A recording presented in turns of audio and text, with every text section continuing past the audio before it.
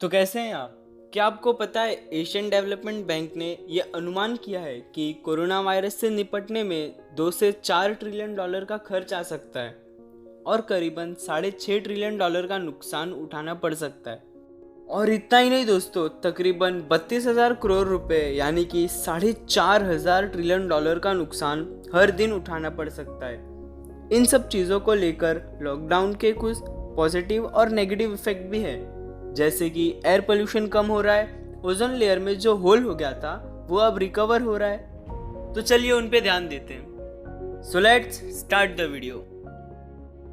अभी के टाइम में जो एनर्जी ज़्यादातर यूज़ हो रही है वो पर्सनल कंज्यूमर के तरफ से है, as compared to normal time पे जो एनर्जी प्राइवेट सेक्टर में यूज़ होता था। एक साइड से हम एनर्जी बचा रहे हैं। इकोनॉमिक क्राइसिस, प्राइवेट सेक्टर और पब्लिक सेक्टर में जो इंडस्ट्रीज काम करते थे उनके बंद होने के वजह से हमें इकोनॉमिक में बहुत लॉस हुआ है। लोगों के बीच वायरस को लेके एंजाइटी बढ़ रही है और जो वर्कर्स डेली वेजेस पे काम करते थे अब उनके पास करने के लिए कोई काम नहीं है। बहुत से लोगों को खाने के लिए 2 वक्त की रोटी नसीब नहीं हो रही है और रहने के लिए सिर पे छत नहीं है। इन सब दुखद घटनाओं के बीच कुछ पॉजिटिव इफेक्ट भी है, जैसे कि एयर पोल्यूशन कम हो गया क्योंकि अब इंडस्ट्रीज इतने अच्छे से काम नहीं कर रहे हैं। हर एक तरफ से एनवायरनमेंट अपने आप को हील कर रहा है। इंडस्ट्रीज बंद हो गई, सड़कों पे गाड़ियाँ चलने भी बंद हो गई और इन गाड़ियों में जो फ्यूल यूज़ होता था उनका डिमांड कम हो गया है, जिसकी वजह से ऑयल्स की प्राइस में गिरावट आ गई। इंटरनेशनल एनर्जी एजेंसी का कहना है कि ऑयल का डिमांड ग्लोबली कम हो सकता है। लॉकडाउन की वजह से ओजोन लेयर का होल अब रिकवर हो रहा है।